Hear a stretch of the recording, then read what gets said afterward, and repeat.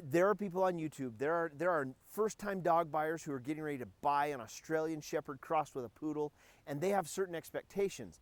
If they're getting, they need to know they need to know about these dogs so that their expectations are realistic. Too many dogs every year end up in a shelter simply because a first-time dog owner didn't understand the expectations or the needs of that breed. Too many, they buy a St. Bernard and then they're surprised or they're frustrated when the dog grows up and becomes a mini dinosaur. So my purpose here is not to criticize the Australian Shepherd crossed with a Poodle, the AussieDoodles. I just want people who are out there searching for information to have 5 things that I think you should know and that might keep you from getting an AussieDoodle. So with that, go ahead and flood me with comments and tell me how I don't understand, but these 5 things could come into play and they could make a difference for you if you're trying to decide whether or not to get an AussieDoodle.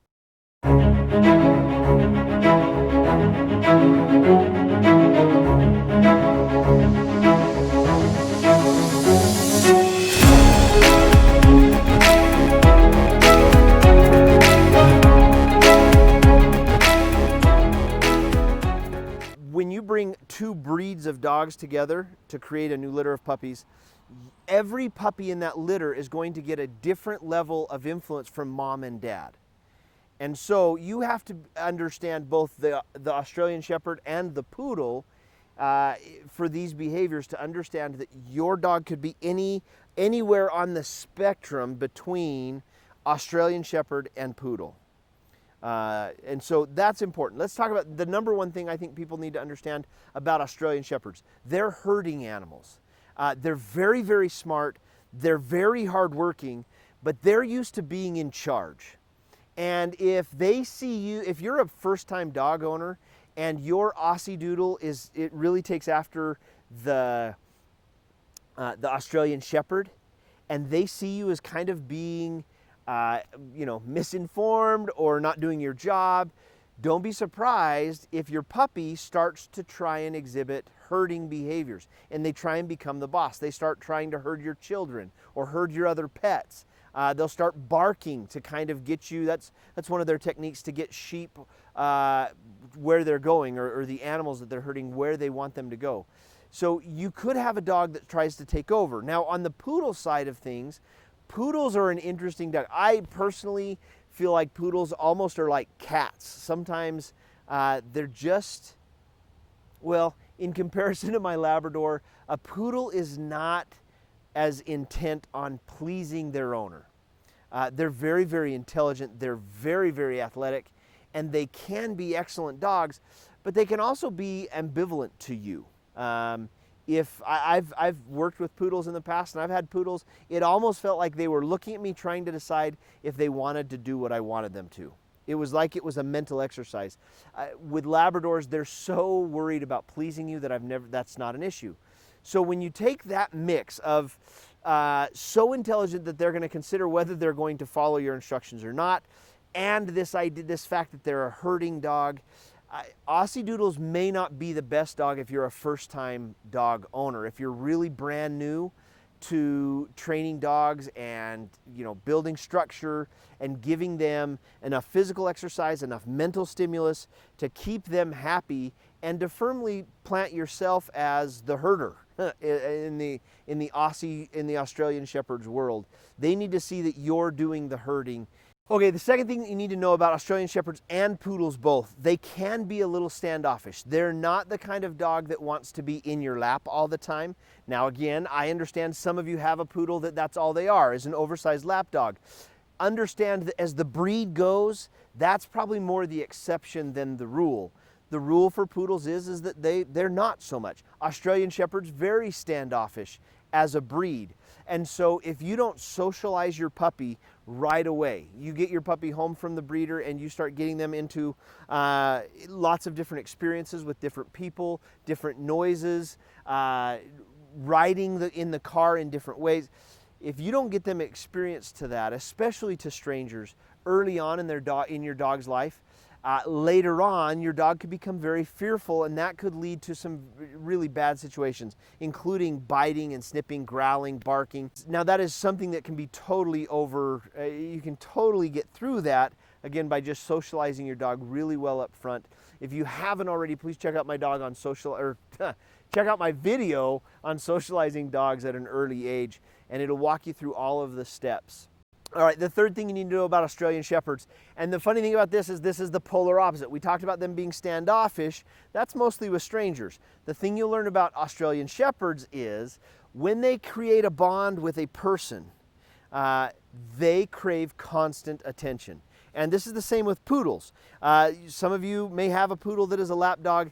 If that bond is created, they constantly want to be with you. The Australian Shepherd side of your AussieDoodle is going to be could be a real issue, especially if you work long hours and you're away from home. It's not uncommon for Australian Shepherds and poodles in that situation that have a strong bond with their owner to develop separation anxiety, really bad behaviors, destructive behaviors like chewing up your furniture, digging holes in the yard, chewing up trampolines, hoses, digging up landscaping.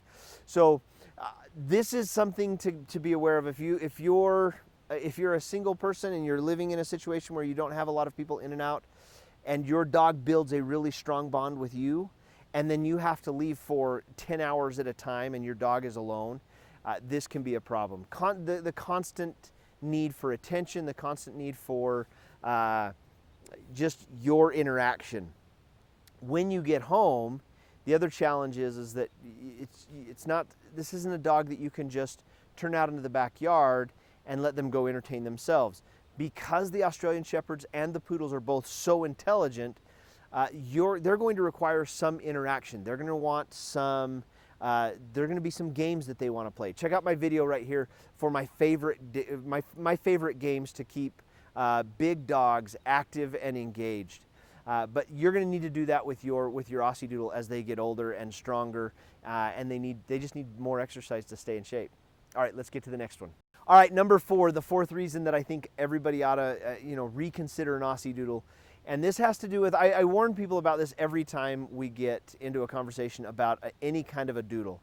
Often the doodles people are crossing shedding dogs with a poodle in a hopes to get a non-shedding dog, and often that stems from someone in the home with an allergy. Now, the reason I bring this up, the very first Labradoodle came from this need. Somebody needed a seeing eye dog.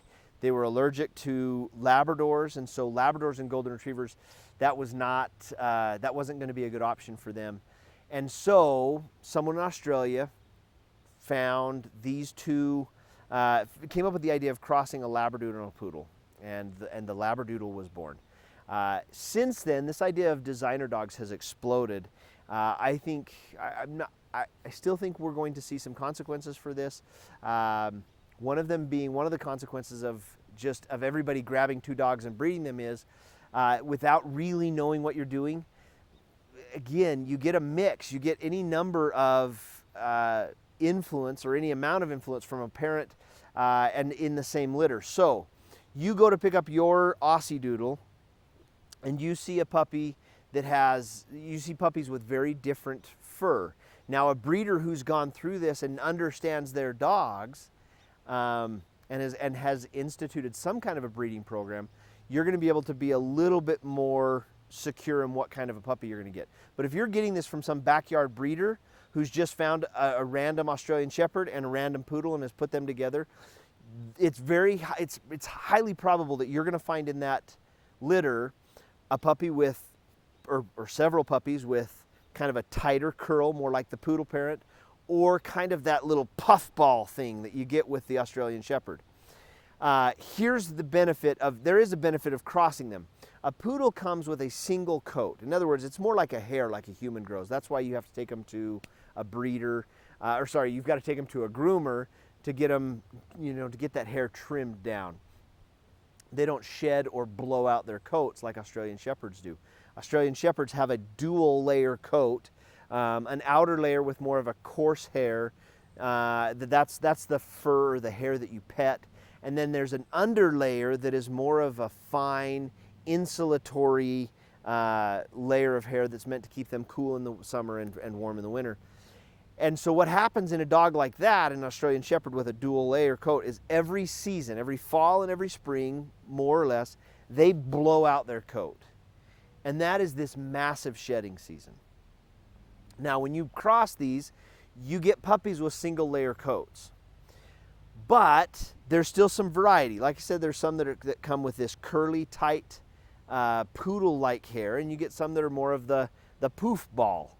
And so what ends up happening is those two dogs have very different grooming needs. If you get an Aussiedoodle that has a tight curl, you're gonna have to comb that dog out every single day. Otherwise, their coat's gonna end up in a knot. And you're gonna have to take them to a groomer more often, maybe 6 to 8 weeks. And as that curl gets less tight, then you can spread that out a little bit further. If you get the little fluff ball, like the puppy I started the show with, if you get that kind of a hair, you don't have to comb them out as often, but you are gonna find some hair around. When you do comb that dog, you're gonna find more dog hair in your comb, and that's because every dog sheds. The reality is, I still have to go in and clean out. I still have to go clean out showers because even my wife sheds.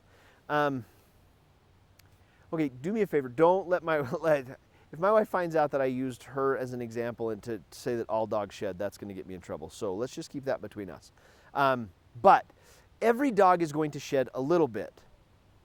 You just need to have your expectation that even a poodle, the non-shedding dog, you run a comb through their hair and you're going to get some hair out, just like when I comb my daughter's hair or when my wife brushes her hair. So, and let's just understand, there is no such thing as a hypoallergenic dog. Most people, when they say they're allergic to dogs, it's not the hair that's floating around that's causing them to have a reaction. It's almost always the dander. In other words, the flakes, the dead skin that's flaking off the dog and getting up into the air and into our nostrils. That's more often than not what people are allergic to. And because all dogs have that dander, no dog is totally hypoallergenic. It's not a real thing. Okay, number 5, the last thing you need to know about getting an Australian Shepherd crossed with a Poodle, an Aussiedoodle, or any of the other number of names I've seen floating out there, is this. Remember what we said about crossing 2 breeds. You get any percentage or any level of influence from both mom and dad. Well, understand this about the backgrounds of Australian Shepherds and Poodles. First of all, Australian Shepherds, they are herding animals. These dogs are used to running and running hard for a long period of time. They're very, very athletic. They're very, very smart. That means they require both a physical stimulus every single day, and I'm not talking a walk around the park. I mean, these dogs need to run and run hard. If you're interested in doing agility training, then Australian Shepherds crossed with a Poodle, that's an awesome dog for you. If you're the person that wants to sit around and watch Friends reruns or reruns of The Office, you're probably not going to want this dog. The other thing to keep in mind is that you're probably not going to want an Australian Shepherd if you live in an apartment. You need at least a small backyard where you can go out and play fetch or set up a small little agility course. You can check out my video right here, how to make your own agility course obstacles. But you're going to want some room where you can go out and get your dog not only physically stimulated, but there's also going to need to be some mental stimulation there. You're going to want your dog to have to think and use that brain that they have. That is the best way to keep your dog from becoming destructive and bored. Now, on the Poodle side of that, remember I said any level of influence. On the Poodle side, in Germany, Poodles were originally used as bird dogs. If you don't believe me, check out the episode from Duck Dynasty when Uncle Si actually gets a Poodle. Hey, Poodles are one of the best hunting dogs there are. Everybody knows that. Poodles need a lot of exercise as well. Possibly not as much as an Australian Shepherd, but they need to get out and they need to be active, physically active. We want to get their heart rates up. And you walking around the block 4 times doesn't get their heart rate up. You need to get out and get them sprinting, get them swimming, get them doing things that get an elevated heart rate, that get their cardiovascular system really working. And that can be a challenge sometimes with a dog. It can be a challenge because you don't have the time to do it, or it can be a challenge because you don't know how to do it or you don't have the space to do it. You might live in a really small community where every dog always has to be on a leash. That can be really difficult to get your dogs well exercised. So keep that in mind. That's also one of those things that people just end up giving their dogs to shelters because they realize they can't get their dog exercised or mentally stimulated well enough to keep them from becoming destructive.